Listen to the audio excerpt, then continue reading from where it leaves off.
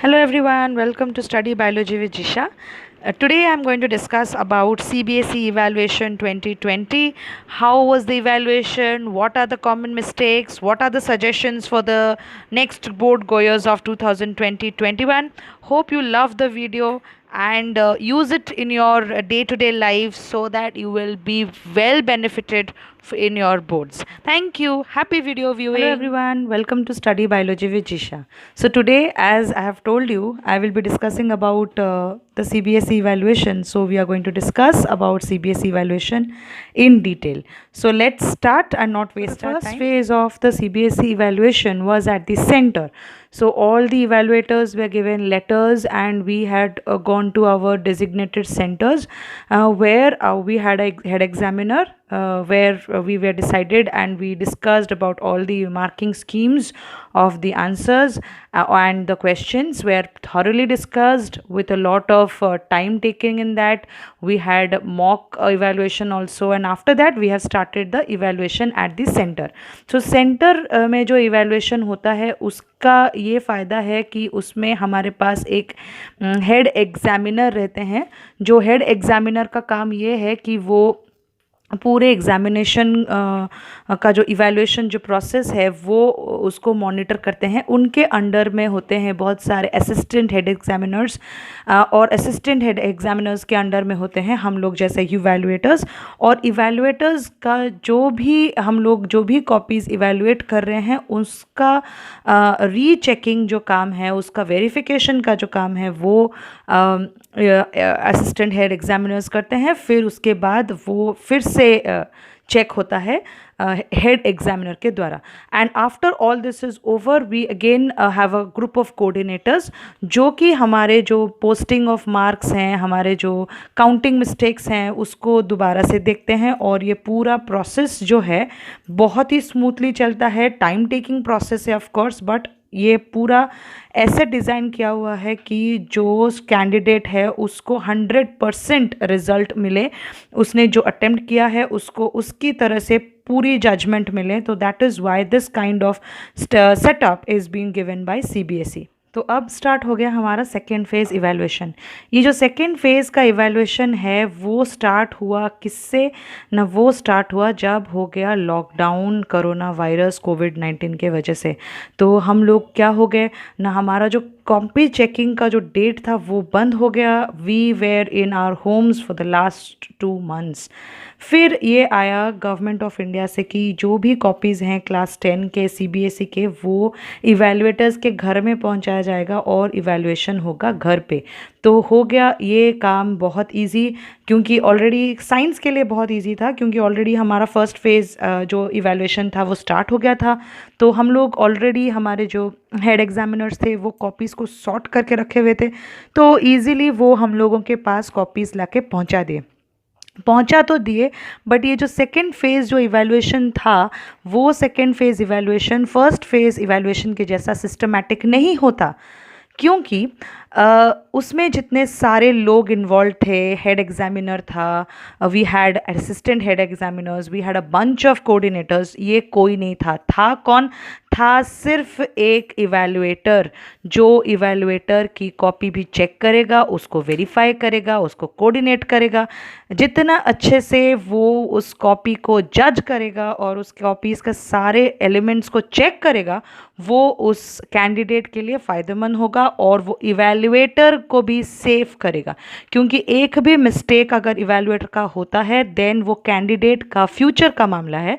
सो वो इवैल्यूएटर जो है वो घर पे बैठे हुए, ऑफ कोर्स आराम से, सब लोग सोचते होंगे कि आराम से इवैल्यूएटर बैठा हुआ है घर पे तो कॉपीज़ दे दो. इवैल्यूएटर को ईच कॉपी को एटलीस्ट हाफ एन आवर बैठ के अच्छे से इवैल्यूएट करके उसके सारे लूप होल्स को चेक करते हुए, सारे क्वेश्चंस को अकॉर्डिंगली मार्किंग स्कीम के अनुसार मार्क देते हुए उस कॉपी को अच्छे से कोऑर्डिनेट करके उसके काउंटिंग मिस्टेक्स, उसके इनर क्वेश्चंस, आउटर क्वेश्चंस सब को अच्छे से देखते हुए ये इवैल्यूएशन करना पड़ा. So that is why evaluator played a major role in the second phase of evaluation of class 10 after the lockdown and और ड्यूरिंग द लॉकडाउन. सो अभी क्या होता है, एक इवैल्यूएटर ने पूरे अच्छे से without thinking of anything else वो उस कॉपी को अच्छे से चेक किया है, so that the person the candidate gets 100% justice. तो हाँ, ऑफ कोर्स आपको लगता होगा कि इवैल्यूएटर के ऊपर बहुत जिम्मेदारी का काम आ गया। येस, ऑफ कोर्स जिम्मेदारी का काम तो है ही, बट अकॉर्डिंगली कॉपीज़ भी वैसे दिए गए ताकि वो जो इवैल्यूएटर है उसको बर्डन अप ना हो, और जितने भी कॉपीज़ वो देखे वो अच्छे से देखे और कोई भी उससे लॉस में ना हो, उस इवैल्यूएशन से किसी को भी कोई प्रॉब्लम ना हो। सो ये हो गया हमारा सेकेंड फेज़ इवैल्यूएशन, जो कि हमारा ड्यूरिंग द लॉकडाउन स्टार्ट हो गया हमारा इवैल्यूएशन अच्छे से। जो भी डिज़र्विंग कैंडिडेट्स थे उनको बढ़िया मार्क्स मिले हैं, फुल मार्क्स भी मिले हैं बच्चों को। बट जितने कॉपीज़ मैंने इवैल्यूएट किए हैं, जो जो मेजर मिस्टेक्स मैंने देखा है वो मैं अभी बता रही हूँ। The common mistakes which I have seen and evaluated in the copies which I have checked. So common mistakes जो हुए हैं वो ही हुए हैं ये दोनों। These two were the major mistakes जो कि बच्चों ने किया है। एक था सोलर एनर्जी वाला question in the objective types, और एक था 5 मार्क क्वेश्चन का chlorophyll activity. I think chlorophyll activity था सेट 2 में, और सोलर एनर्जी वाले क्वेश्चन सारे सेट्स में थे। तो ये था ऑब्जेक्टिव टाइप क्वेश्चन और ये था 5 मार्क्स क्वेश्चन। सो ये प्रॉब्लम क्या हुआ कि जो सोलर एनर्जी वाले क्वेश्चन में आपको अच्छे से अच्छे मार्क्स फुल 4 आउट ऑफ 4 मिल जाते अगर आपने सारे बिट्स क्लियर किए होते। बट बहुत बच्चे ऐसे हैं, बहुत मतलब मैंने जो कॉपीज़ करेक्ट की हैं उसमें से तो बहुत सारे बच्चे ऐसे हैं कि जो कि ये सोलर एनर्जी वाले क्वेश्चन में सिली मिस्टेक्स किए हैं।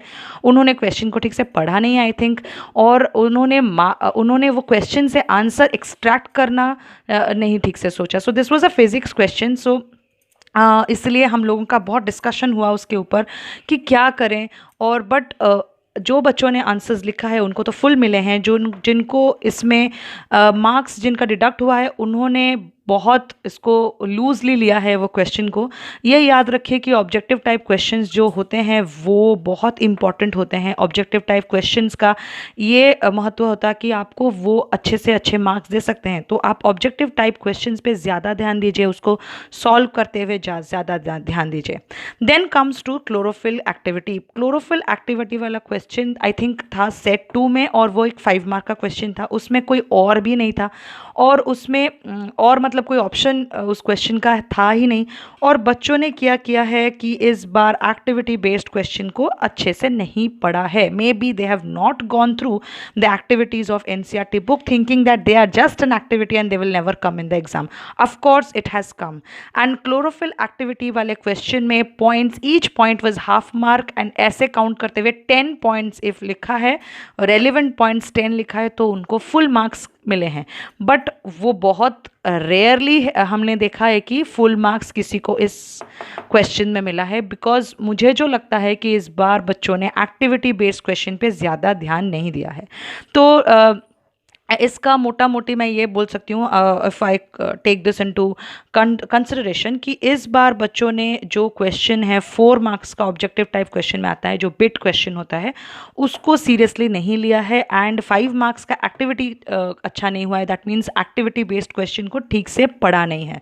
तो मेरा ये सजेशन है कि नेक्स्ट जो बोर्ड गोयर्स होंगे वो इस टाइप के ऑब्जेक्टिव क्वेश्चन और 5 मार्क क्वेश्चन जो एक्टिविटी बेस्ड क्वेश्चन है उनको अच्छे से पढ़ें, क्योंकि वो क्वेश्चन बहुत इंपॉर्टेंट होते हैं बोर्ड्स के लिए, और उसमें आप ज़्यादा मार्क्स भी सिक्योर कर सकते हैं। अभी मैं आपको सजेशंस दूंगी कि जो इस बार मतलब 2020-21 में जो बोर्ड्स अपीयर करेंगे वो अपना क्या सजेशंस मेरा है, जो क्या वो करेंगे कि उनका एग्ज़ाम में कुछ गुड मार्क्स आए। तो सजेशंस फॉर इम्प्रूवमेंट में मैंने फर्स्ट इम्पॉर्टेंस दिया है practice diagrams. What I have seen is diagrams are not practised properly. तो क्या प्रॉब्लम होता है कि जो डायग्राम बेस्ड क्वेश्चंस इस बार आए हैं उसमें लेबलिंग्स का मिस्टेक है, क्योंकि एक लेबलिंग वाला क्वेश्चन भी था। तो किस में था ना, ह्यूमन मेल रिप्रोडक्टिव सिस्टम में था, तो उसमें मिस्टेक्स हैं। तो practice diagrams with labellings properly, कौन से पार्ट को क्या लेबल करना है वो अच्छे से आप प्रैक्टिस कीजिए।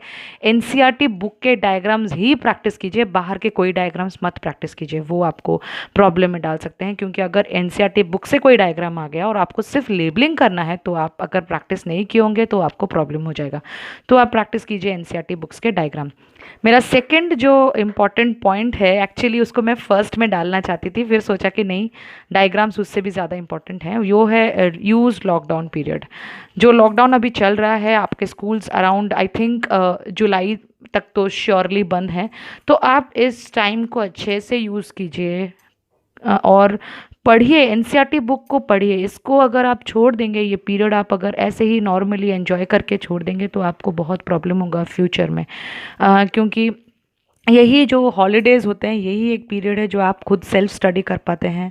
तो आप अच्छे से सेल्फ स्टडी कीजिए। सेल्फ स्टडी का मतलब आप खुद का नोट्स बनाइए, बुक पढ़िए, उसके बाद उसका नोट्स बनाइए, सो दैट जब आपको एग्ज़ाम फेस करना हो आप बहुत कॉन्फिडेंट रहें। क्योंकि कॉन्फिडेंस भी एक मैटर होता है। बच्चे आंसर्स जानते हुए भी उसको अच्छे से कॉपी में या आंसर बुक में उसको अच्छे से प्रोजेक्ट नहीं कर पाते, इसलिए उनका मार्क भी डिडक्ट होता है। तो आप अच्छे से यही लॉकडाउन पीरियड को यूज़ कीजिए और अच्छे से अपना पढ़िए और नोट्स बनाइए। कैसे नोट्स बनाएंगे है, ये है मेरा third suggestion, which is QA notes. QA notes means question answer notes. Generally biology के लिए तो ये है ही पक्का। आप जब तक अपना एनसीईआरटी बुक खोल के उसको पढ़ के उसमें एक एक लाइन से एक एक क्वेश्चन निकाल के उसको लिखिए, लिखते नहीं हैं और उसका आंसर्स नहीं निकाल के लिखते हैं, आपका कुछ भी होने वाला नहीं है। आप जब तक क्वेश्चन आंसर नोट्स नहीं बनाएंगे आपका प्रॉब्लम सॉल्व नहीं होगा। क्योंकि आप क्वेश्चन आंसर्स नोट बनाएंगे तो आपको कोई भी सैम्पल टेक्स्ट बुक का या कुछ भी नहीं ज़रूरत है। जितने सारे सैम्पल बुक्स अवेलेबल होते हैं मार्केट में उसका कोई भी ज़रूरत नहीं होगा। अगर आपने एनसीईआरटी बुक पढ़ के उसका क्वेश्चन खुद ही निकाल के अपना एक क्वेश्चन आंसर नोट्स प्रिपेयर किया है, एक कॉपी प्रिपेयर किया है जिसका नाम होगा क्वेश्चन आंसर नोट्स, और उसमें आपने किया हुआ है, तो वो ही कॉपी आपका सैम्पल बुक जैसा काम करेगा। आपको कोई और बुक की ज़रूरत नहीं पड़ेगी। एनसीईआरटी जो है वो बेस्ट है बोर्ड गोयर्स के लिए। आप वही ही, मैं बार बार बोल रही हूँ, उसी को ही फोकस कीजिए। Then the last is go through activities, because एक एक्टिविटी वाला क्वेश्चन इस बार बहुत बड़ी प्रॉब्लम क्रिएट कर दिया है जो मुझे लग रहा है। क्योंकि बहुत सारे बच्चे हैं जिन कॉपीज़ को मैंने चेक किया है, मैंने देखा है दैट वो बच्चों ने वो क्वेश्चन इधर छोड़ दिया है और जो भी किया है पता नहीं उसके इर्द गिर्द कुछ भी लिख दिया है, क्लोरोफिल एक्टिविटी के अराउंड पेरिफेरल आंसर्स लिख दिए हैं जो कि बिल्कुल भी सेट नहीं है। So that is a problem which is been created. So आप ये काम ज़रूर कीजिए कि वो ज़रूर आप एक्टिविटीज़ के थ्रू जाइए। आप एक्टिविटीज़ को स्किप मत कीजिए, क्योंकि अगर एक्टिविटीज़ आपने स्किप कर दिया तो आपको बहुत प्रॉब्लम हो जाएगी। आशा करती हूँ this video would have been very much beneficial for all of you. इस वीडियो को बनाने का एक ही मकसद था कि मुझे बच्चों को बताना था कि क्या क्या मिस्टेक्स वो जनरली करते हैं एग्ज़ाम में और उसको कैसे आप रेक्टिफाई कर सकते हैं। इस साल के बच्चे जो कि 2020-21 में देंगे वो कैसे रेक्टिफाई करेंगे और उसको कैसे प्रिपेयर करेंगे। और ये भी बताना था कि इस बार का जो इवैल्यूएशन है वो बहुत ही टफ इवैल्यूएशन है, क्योंकि इवैल्यूएटर ने एक एक क्वेश्चन को बहुत अच्छे से देखा है और बहुत तगड़ा मार्क्स भी आए हैं। एंड डोंट थिंक कि आपने लूज़ कर दिया है मार्क। आप कोई भी मार्क लूज़ नहीं किए होंगे, क्योंकि एवैल्यूएटर ने इतने अच्छे से देखा हुआ होगा आपकी कॉपी को कि आपका कॉपी 100% जजमेंट आपको देगा। आपने जितना अटेंड किया है उसके ऊपर आपको फुल जजमेंट मार्क्स आपको मिलेंगे। तो आपके अंदर कोई भी क्वेश्चंस नहीं रखिए कि हमारा कॉपी अच्छे से नहीं चेक हुआ होगा या कुछ भी। इस बार बेस्ट कॉपी चेक हुआ है, क्योंकि इवैल्यूएटर ने अपने ऊपर सारा जिम्मेदारी लेके घर पे बैठे हुए बहुत अच्छे से एक एक कॉपी को 2 बार 3 बार चेक किया है, अच्छे से कोऑर्डिनेट किया है। अगर उसको मिला होगा कोऑर्डिनेशन का काम, या फिर खुद से ही मैंने तो खुद से ही कोऑर्डिनेशन करना स्टार्ट कर दिया था, क्योंकि मुझे ये फील हुआ कि कुछ अगर मैं बच्चों को हेल्प कर सकूं, उनका कुछ लॉस हो गया होगा तो मैं देख लेती हूँ अच्छे से कि सारे क्वेश्चन में मार्क्स चढ़े हैं कि नहीं, पोस्टिंग अच्छा हुआ है कि नहीं, एडिशंस करेक्ट है कि नहीं, ताकि बच्चे जो हैं, जो कैंडिडेट्स हैं, वो आप लोग जो एग्ज़ाम्स दिए हैं वो लॉस में ना आए। आशा करती हूँ कि आपके बहुत अच्छे रिजल्ट्स आए इस बार. All the best for your results and happy viewing my channel. Of course like share and subscribe my channel and press the bell icon for more updates. जो इस बार क्लास 10 के एग्ज़ाम देने वाले हैं 2020-21 में, आप तो मेरे चैनल ज़रूर से ज़रूर सब्सक्राइब कीजिए, क्योंकि मैं इस बार बहुत ही अच्छे वीडियोस आपको देने वाली हूँ और दे भी रही हूँ और क्वेश्चंस भी देने वाली हूँ. जो जो मैंने टिप्स यहाँ पे बताया है वो आपको उसी वीडियोस के द्वारा आपका सॉल्व हो जाएगा. तो happy video viewing, all the best and have a great day ahead.